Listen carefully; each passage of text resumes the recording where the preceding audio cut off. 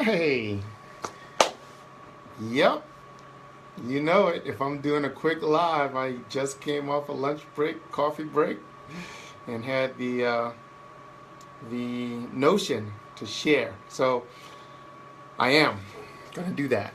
Like many people this time of year, holiday season, end of year, I become very reflective, introspective. I analyze where I am, how things are going, how things have gone, what my plans are, as many of us do at this time of year. We start to make plans for what's coming next.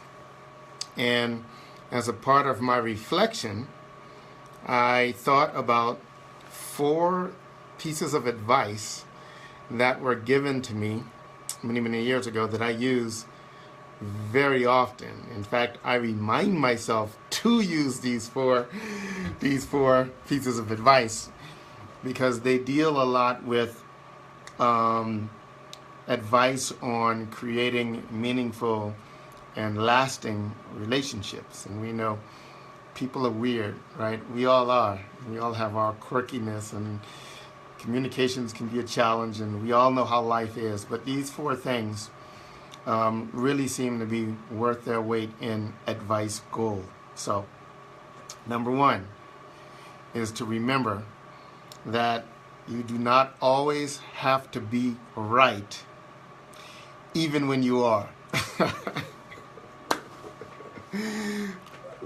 by far, that is the bit of advice that I think I use more than most.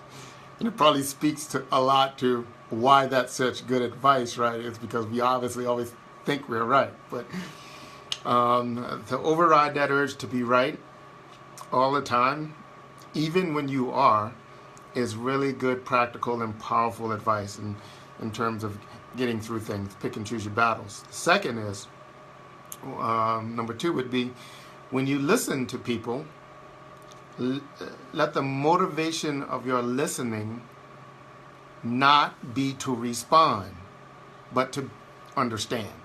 Let the motivation of you listening to somebody communicate with you be to understand versus your motivation of listening to somebody be to respond.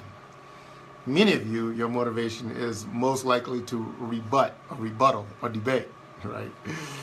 Practical advice. These are things that I just found useful, just sharing. The other bit of advice is to remember that it's not so much that people are against you as much as it is people are for themselves. Often it looks to be the same, but they're not. The motivation behind it are different. Their perspective behind it is different. The context of their behavior is completely different. But if you can remember that quite often people are not against you, they're just for themselves, that helps you create a more functional strategy when communicating with people or planning with people or planning partnerships, to understand that that's oft a very common motive, right? Especially when there appears to be opposition. And the last bit of advice that I think to be very, very, very useful, and this speaks a lot to your ability to just not be frustrated during the day and to be happier more, is to not expect people to react as you would in a similar situation. To not expect other people to act as you would act in a similar situation. If you think about these things and you consciously remind yourself to do these things as you go through your business of interacting with people, I think you're going to find that your days are a lot less stressful, that people don't seem as problematic, and you might even find more reasons to smile as you kind of go through your day of doing the things you do. So those are four bits of advice that were given to me along my journey that I try to remind myself to use often, because a large part of what we do, right, in terms of business or personal lives, etc., is all about communication.